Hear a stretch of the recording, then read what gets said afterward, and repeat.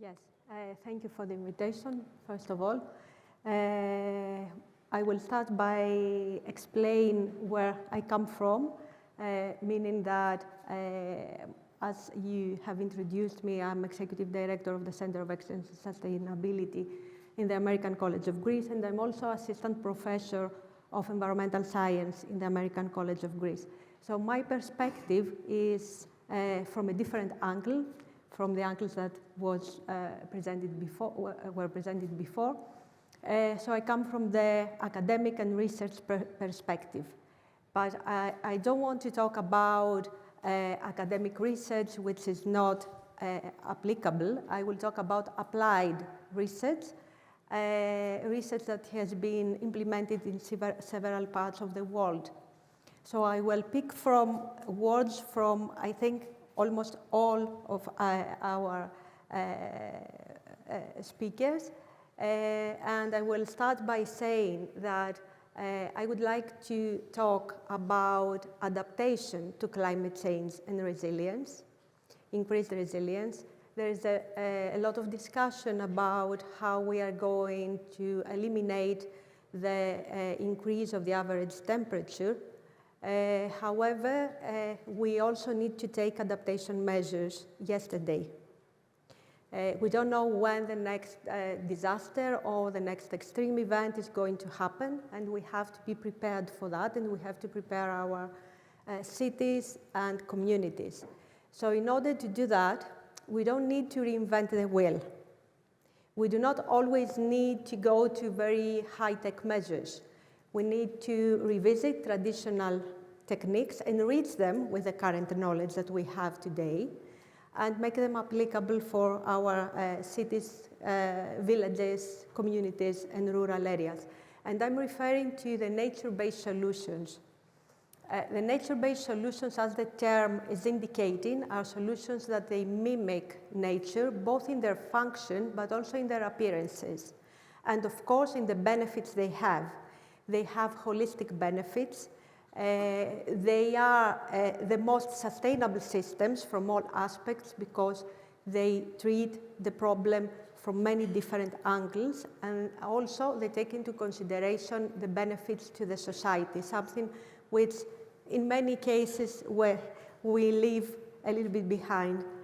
So regarding water management, the nature-based solutions were first introduced in order to deal with the excess amount of water. So they were introduced as flood defense measures, measures that would collect the rainwater using natural means, which means practically infiltration through different layers of gravel of different sizes and different layers of soil. And they would convey the water either in the groundwater aquifer, replenishing this valuable resource, or they would convey the water in the existing stormwater management network or in the receiving water bodies. Those systems were initially called SUDs. They were known as SUDs, Sustainable Urban Drainage Systems, because they were called sustainable because they were serving all those different functions that can make them sustainable. I will not stay so much into that because it would take us very, very long to explain. I would just say that those systems can be below ground, can be constructed below ground or above ground. They are vegetated, most of them, or covered with gravel or soil. So through the infiltration of the water, they provide not only collection of the rainwater, but also some basic treatment, pollutant removal. When we talk about above-ground systems like retention ponds or constructed wetlands, they have the ability even to reduce the organic load. So they offer a very important service, which is the fact that they ensure the good ecological status of receiving water bodies, which is one basic, the most basic requirement of the Water Framework Directive.